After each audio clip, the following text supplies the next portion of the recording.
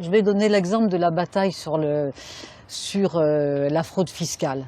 Bon, on a vraiment fait un livre essentiel, tentative d'évasion fiscale, avec l'appui considérable, très important, décisif d'inspecteurs des impôts qui sont chargés précisément du contrôle des plus grandes fortunes, qui nous ont parlé.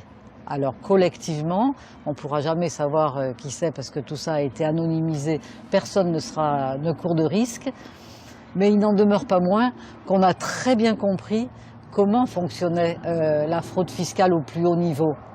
L'État étant au service des plus riches, surtout à Bercy, qui est un paquebot qui vogue sous pavillon de complaisance, eh bien la fraude fiscale est organisée au cœur même de Bercy.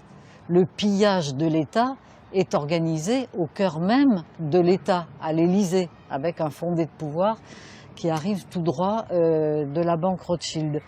Et donc, on était nombreux à être contents, on a découvert tous les trucs, les sociétés écrans, les Wildenstein, les Bettencourt, tout ça, et Cahuzac qui finit par tomber. Alors c'était avec Mediapart, tous les journalistes, enfin je veux dire c'est aussi un collectif, je ramène pas tout à nous deux, mais en fait on a gagné une bataille, mais on a perdu la guerre. Hein. On a gagné cette bataille, on a perdu la guerre parce qu'en réalité notre travail, il nous le finance indirectement par des maisons d'édition, il nous le finance par des médias, il nous le finance. C'est toute la difficulté de l'autonomie. Voilà, et au total, on les aide à affiner leur domination, leur exploitation. Réfléchir sur comment faire. Voilà, et chaque fois, ils se servent de notre travail pour mieux rebondir. Ils se servent de vos luttes pour mieux vous enserrer, pour mieux vous piéger, pour mieux vous déshumaniser. La pandémie est instrumentalisée dans plusieurs directions, mais notamment dans ce que Naomi Klein appelle la stratégie du choc, le capitalisme du désastre, c'est-à-dire qu'on instrumentalise un méchant virus pour régler le problème, ça je vais y revenir, d'une très grave crise financière qui est derrière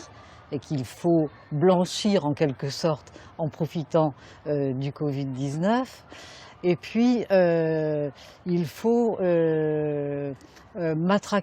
en profiter pour matraquer un peu plus les ouvriers, les travailleurs, les esclaves, les indigènes néocolonisés, les ouvriers qui sont maintenant plus que des coûts et des charges. Hein, je veux dire, vous n'êtes plus rien. Oui. Donc des numéros. Des marchandises. C'est ça. Hein, des marchandises. Comme jamais ça a été le cas à ce point dans l'histoire du capitalisme, c'est-à-dire qu'on est vraiment dans une phase extrêmement violente, et vous avez tout à fait raison de dire que la violence, elle est vraiment du côté des détenteurs des titres de propriété privée lucrative, elle est du côté des patrons, elle est du côté des multinationales. Et bien entendu, pas de votre côté. Qu'est-ce que c'est qu'une petite chemise? Qu'est-ce que c'est que péter un câble? Zut, à la fin. Eux, ils vous mènent suffisamment la guerre, ils nous mènent suffisamment la guerre.